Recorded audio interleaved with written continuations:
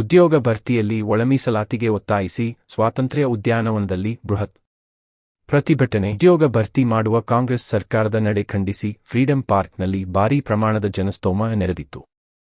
ರಾಜ್ಯದ ವಿವಿಧ ಭಾಗಗಳಿಂದ ಆಗಮಿಸಿದ ಸಾವಿರಾರು ಮಂದಿ ಒಳ ಮೀಸಲಾತಿ ಹೋರಾಟದಲ್ಲಿ ಭಾಗಿಯಾಗಿದ್ದರು.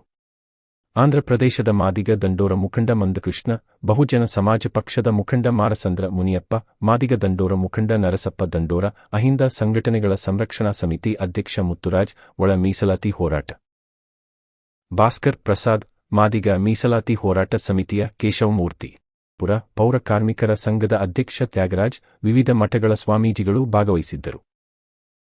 ಒಳ ಮೀಸಲಾತಿ ವಿಧೇಯಕ ರಾಜ್ಯಪಾಲರ ಸಹಿ ಪಡೆದು ಅನುಮೋದನೆಗೊಂಡಿದೆ ಎಂದು ಸಂತೋಷಪಡುವ ಸಂದರ್ಭದಲ್ಲಿ ಒಳ ಮೀಸಲಾತಿ ಅನ್ವಯವಾಗದಂತೆ 56,000 ಹುದ್ದೆಗಳನ್ನು ಭರ್ತಿ ಮಾಡುತ್ತೇವೆ ಎಂಬ ಫೆಬ್ರವರಿ 26ರ ಸಚಿವ ಸಂಪುಟದ ತೀರ್ಮಾನ ಸಂವಿಧಾನ ಮತ್ತು ಸಾಮಾಜಿಕ ನ್ಯಾಯಕ್ಕೆ ಬಗೆದ ಘೋರ ನ್ಯಾಯವಾಗಿದೆ.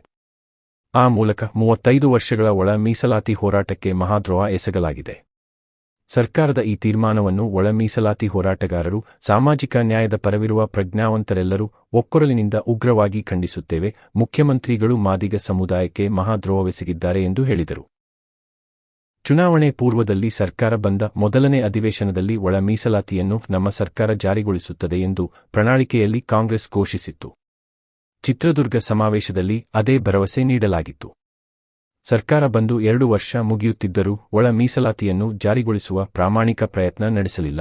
ಸುಪ್ರೀಂ ಕೋರ್ಟಿನ ತೀರ್ಪಿನ ನಂತರ ಹೋರಾಟದ ಒತ್ತಡಕ್ಕೆ ಮಣಿದು ಸಚಿವ ಸಂಪುಟದಲ್ಲಿ ಒಳ ಮೀಸಲಾತಿ ಜಾರಿಗೆ ತರುತ್ತೇವೆಂದು ತಾತ್ವಿಕವಾಗಿ ಒಪ್ಪಿಕೊಂಡು ಆಗಸ್ಟ್ 25ರಂದು ಆದೇಶ ಹೊರಡಿಸಿದಿರಿ. 2025ರ ಚಳಿಗಾಲದ ಅಧಿವೇಶನದಲ್ಲಿ ಶಾಸನಬದ್ಧ ಕಾಯ್ದೆ ಮಾಡಿಕೊಂಡು ರಾಜ್ಯಪಾಲರಿಂದ ಅಂತಿಮ ಅಂಗೀಕಾರ ಪಡೆಯಲಾಗಿದೆ. ಇಷ್ಟೆಲ್ಲ ಇದ್ದರೂ ಒಳ ಮೀಸಲಾತಿ ಇಲ್ಲದೆ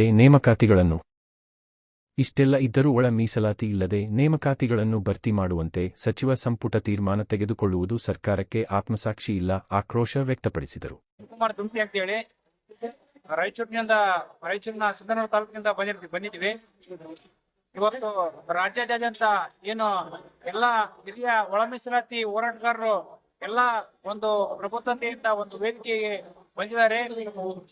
ಇವತ್ತು ಸರ್ಕಾರ ಮಾದಿಗ ಸಮುದಾಯದ ವಿದ್ಯಾರ್ಥಿಗಳಿಗೆ ಯಾವ ರೀತಿ ವಂಚಿಸ್ತಾ ಇದೆ, ಇದು ನಿನ್ನೆ ಮೊನ್ನೆ ಹೋರಾಟವಲ್ಲ, ಇದು ನಾನು ಮುಂಚಿತವಾಗಿ ಹುಟ್ಟೇ ಇರ್ತಕ್ಕಂಥ ಹೋರಾಟ. ಈ ಹೋರಾಟ 35 ವರ್ಷಗಳ ಹಿಂದಿನಿಂದ ಪ್ರಾರಂಭ ಆದರೂ ಕೂಡ ಈ ಭ್ರಷ್ಟ ಕಾಂಗ್ರೆಸ್, ಜೆಡಿಎಸ್, ಬಿಜೆಪಿ 3 ಸರ್ಕಾರಗಳು ಮಾದಿಗರ ಮನೆಯಾಳನ್ನ ಮಾಡ್ತಕ್ಕಂಥ ಬಂದಿದ್ದಾವೆ. ಇವತ್ತು ಏನು 56,000 ಹುದ್ದೆಗಳನ್ನ ತುಂಬಬೇಕಂತೇಳಿ ಇವತ್ತು ಹೊರಟಿದ್ದಾರೆ. ಇವತ್ತು ಅದು ಮಾದಿಗರ ಮರಣ ಶಾಸನ ಅಂತೇಳಿ ಹೇಳಕ್ ಇಷ್ಟಪಡ್ತೀನಿ. ಯಾಕಂತಂದ್ರೆ ಹಿಂದೆ 3 ವರದಿಗಳಿದ್ವು, ಸದಾಶಿವ ಆಯೋಗ ವರದಿ ಮತ್ತೆ ಮೊನ್ನೆ ಆಗಿರ್ತಕ್ಕಂಥ ನಾಗಮೋಹನ್ ದಾಸ್ ವರದಿ. ಯಾಕಂತಂದ್ರೆ ವರದಿಗಳಿಗೆ ಕೋಟ್ಯಾಂತರ ರೂಪಾಯಿ ಹಣವನ್ನ ದುಂದುವೆಚ್ಚ ಮಾಡಿ ಕೇಸಿ ವರದಿಗಳನ್ನ ಸಿದ್ಧಪಡಿಸಿದ್ದಾರೆ. ಆ ಕೋಟ್ಯಾಂತರ ರೂಪಾಯಿ ದುಂದುವೆಚ್ಚ ಮಾಡದಲ್ಲೇ ವರದಿ ಕೂಡ ಸರಿ ಅಂತ ಹೇಳ್ತಾರೆ. ಅಂತಂದ್ರೆ ಈಗ ವರದಿ ಸಿದ್ಧಪಡಿಸುವ ಅವಶ್ಯಕತೆ ಆದ್ರೂ ಏನಿತ್ತು? ವರದಿ ಅಂತೆ ನಮ್ಗೆ 6, 5, 4, 1 ಬರಬೇಕಾಗಿತ್ತು. ಪ್ರವರ್ಗ ಅಲೆಮಾರಿ ಸಮುದಾಯಕ್ಕೆ, ಪೂರಾ ಕಡುಬಡತಕ್ಕಂಥ ಅಲೆಮಾರಿ ಸಮುದಾಯಕ್ಕೆ ಪ್ರವರ್ಗ ನಾಗಮದಾಸ್ ಅವರು ನೀಡಿದ್ರು. ಆ ರೀತಿಯಾಗಿ ಇರೋದು ಬಿಟ್ಬಿಟ್ಟು ಇವಾಗ ಪ್ರವರ್ಗ ಅಂತೇಳಿ ಮಾದಿಗ ಸಮುದಾಯಕ್ಕೆ ಕೊಟ್ಟಿದ್ದಾರೆ. ಆದ್ರೂ ಕೂಡ ಅದನ್ನ ಸಹಿಸದೆ ರಾಜಕೀಯ ಕುತಂತ್ರದಿಂದ ಇದನ್ನ ಒಡೆದಾಡ್ತಕ್ಕಂಥ ಕೆಲಸ ಈಗ ಸಚಿವರು ಸರ್ಕಾರ ಮಾಡ್ತಾ ಇದೆ. ಇದನ್ನ ಒಂದು ವೇಳೆ ತಾವೇನಾದ್ರೂ ಈ ಹೋರಾಟವನ್ನ ನಿರ್ಲಕ್ಷ್ಯ ಮಾಡಿ, ನಮ್ಮ ಮಾದಿಗರ ಹೋರಾಟವನ್ನ ನಿರ್ಲಕ್ಷ್ಯ ಮಾಡಿದಲ್ಲಿ ಮುಂದಿನ ದಿನಮಾನಗಳಲ್ಲಿ 2028ರ ಚುನಾವಣೆಯಲ್ಲಿ ಅಥವಾ ಹಿರಿಯ ಹೋರಾಟವನ್ನು ಯಾವ್ದಾದ್ರು ನಿರ್ಧಾರ ತೆಗೆದುಕೊಂಡ್ರೆ ವಿಧಾನಸೌಧ ಮುತ್ತಿಗೆ ಕೂಡ ಆಗ್ಬೋದು ಅಂತ ಹೇಳಿ ಈ ಸಂದರ್ಭದಲ್ಲಿ ಸರ್ಕಾರಕ್ಕೆ ಎಚ್ಚರಿಕೆ ಕೊಡ್ತೇವೆ. ಬಂದಿರೋ ಉದ್ದೇಶ ಒಳ ಮೀಸಲಾತಿ ಹೋರಾಟ. ಒಳ ಮೀಸಲಾತಿ ಹೋರಾಟ ಅಂತ ನಾವು ಮಾದಿಗರು ಸುಮಾರು 30-35 ವರ್ಷಗಳಿಂದ ಒಳ ಮೀಸಲಾತಿಗಾಗಿ ಹೋರಾಟ ಮಾಡ್ಕೊಂಡು ಬರ್ತಿದೀವಿ. ಹೋರಾಟ ಸತತವಾಗಿ ನಡ್ಕೊಂಡು ಬಂದಿದೆ. ಈ ಹೋರಾಟಕ್ಕೆ ಯಾರು ಚಿಂತು ಬೆಲೆ ಕೊಡದೆ ಎಲ್ಲಾ ಸರ್ಕಾರಗಳು ಹಲವಾರು ಸರ್ಕಾರಗಳು ಬಂದ್ರು, ಹಲವಾರು ಮುಖ್ಯಮಂತ್ರಿಗಳು ಬಂದ್ರು.